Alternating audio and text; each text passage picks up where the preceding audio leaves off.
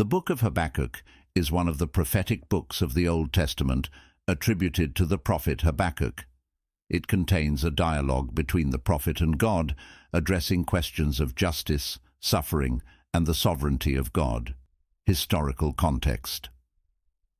Habakkuk likely prophesied during the late 7th century BCE, around the time when the Babylonians were rising to power and threatening Judah.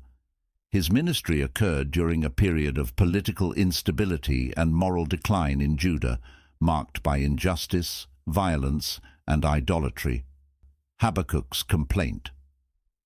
The book begins with Habakkuk expressing his distress and frustration over the injustice and violence he sees in Judah.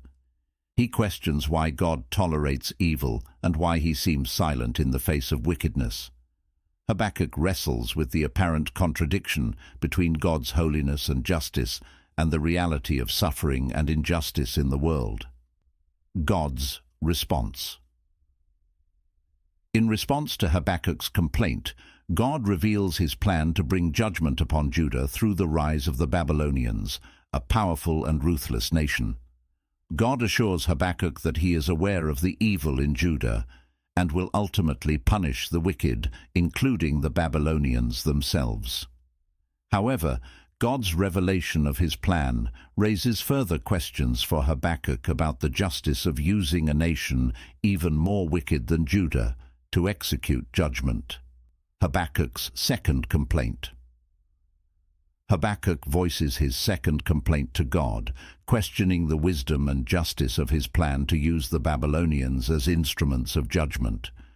He wonders how God, who is holy and righteous, can allow the wicked to prosper and prevail over the righteous. The righteous shall live by faith. In response to Habakkuk's second complaint, God affirms the principle that the righteous shall live by faith. He assures Habakkuk that though the fulfillment of his promises may seem delayed, they will surely come to pass in due time.